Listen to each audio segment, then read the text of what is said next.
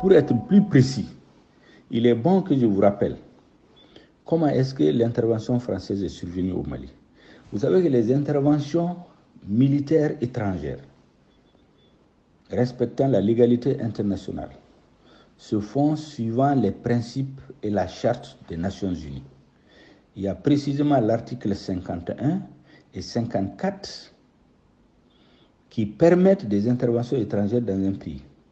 L'article 51 indique clairement que lorsqu'un pays membre des Nations Unies se trouve en situation de légitime défense, agressé par d'autres forces venues de l'extérieur, il peut demander le soutien de la communauté internationale. En ce moment, un ou plusieurs pays peuvent se mettre ensemble pour l'aider.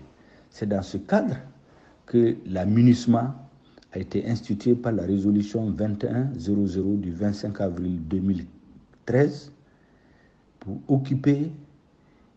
pour aller au nord du Mali, combattre la rébellion, combattre le terrorisme. C'est écrit noir sur blanc dans la résolution qui crée la MINUSMA. En juin 2014, la résolution 2164 a précisé que la MINUSMA doit faire des patrouilles de longue portée, traquer les terroristes, les empêcher de revenir se réinstaller d'où ils ont été chassés, de protéger les populations civiles. Ces deux résolutions disent clairement que la MINUSMA doit faire la guerre contre le terrorisme. Ce qui est tout à fait différent de ce que la MINUSMA est en train de dire aux Maliens maintenant, qu'elle n'est pas venue pour faire la guerre. Ça, c'est l'article 51, la charte de l'ONU.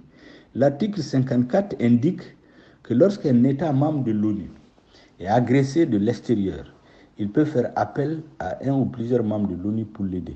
C'est suivant cet article que Dioncouna Traoré, président de la transition, s'est adressé au président français François Hollande pour demander l'appui de la France. Et dans cette demande, il était dit clairement que c'est un appui aérien et en renseignement qui était demandé. Il n'était pas prévu des militaires français au sol. Appui aérien et un renseignement. Écoutez-moi bien. C'est les soldats maliens qui devaient libérer notre pays. Ce qui a été fait à Konna, à Tombouctou, à Gao, c'est les militaires maliens qui ont fait le corps à corps avec les djihadistes. L'armée malienne assurait la couverture aérienne et renseignement. Mais arrivé à Kidal, à Anéfis, à partir d'Anéfis, la France a interdit à l'armée malienne de rentrer à Kidal. Pour faire quoi? Pour retourner à la convention du 15 septembre 1907. L'ADRA des Ifogas appartient aux Ifogas et à ceux qu'ils prélats d'y installer. Je vous en ai parlé plus haut, qui date du 15 septembre 1907. En faisant quoi? Interdit à l'armée malienne de rentrer à Kidal, amener les militaires français à Kidal, 4000 militaires, avec un budget de près d'1 milliard de francs CFA par jour. Je précise bien, 4000 militaires, un budget de 1 milliard de francs CFA par jour, les militaires français. Elle a fait venir les militaires tchadiens. Elle a fait venir les militaires de la MINUSMA. Elle a interdit à l'armée malienne de rentrer à Kidal. Et qu'est-ce qu'elle a fait? Elle est allée chercher les dirigeants du MNLA qui étaient réfugiés à Ouagadougou et à Mauritanie parce qu'ils avaient été chassés par le Moujaoui en Sardine. Les MNLA qui ne représentaient plus une force militaire, ni une force politique, ni une force morale, parce qu'ils s'étaient compromis avec les terroristes.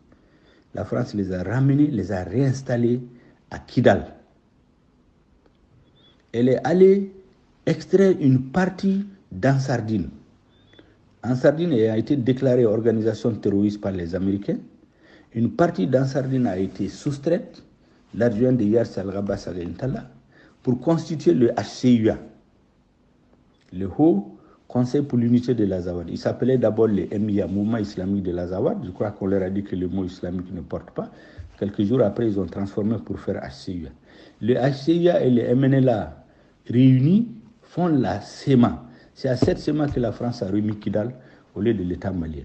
Je pense que la mère des fautes politiques que nous payons aujourd'hui, que la France paye aujourd'hui, c'est ce acte-là que les Maliens considèrent comme un acte de trahison. Parce qu'en réalité, elle est sortie de l'accord qui lui a permis de venir au Mali. À partir de ce moment, Kidal a été sanctuarisé, est devenu comme un État dans l'État, où le chef de l'État malien ne peut pas se rendre sans payer une rançon, le Premier ministre ne peut pas se rendre sans payer une rançon. La preuve, c'est que de Tatambli jusqu'à Moussa Mara, personne n'a pu aller à Kidal. Moussa Mara s'est entêté pour aller à Kidal. Le résultat, c'est quoi? C'est la mort de plus de 150 de nos militaires, les préfets et les sous-préfets égorgés. Le premier ministre, Soumaïlou Boubé Mega, en 2018, pour aller à Kidal, il a payé une rançon pour avoir l'autorisation de passer 2 heures de temps. Ibeka n'a jamais pu aller à Kidal jusqu'aux élections présidentielles, où il a payé une rançon autorisé à passer une nuit. Donc Kidal est devenu un État dans l'État, avec la SEMA qui autorise qui elle veut, qui fait ses défilés militaires tous les 6 avril pour fêter l'affaire de l'indépendance de l'Azawad, qui extrait ses mines d'or, qui a ses juges, qui a ses prisons, qui a son armée. Donc c'est un État dans l'État.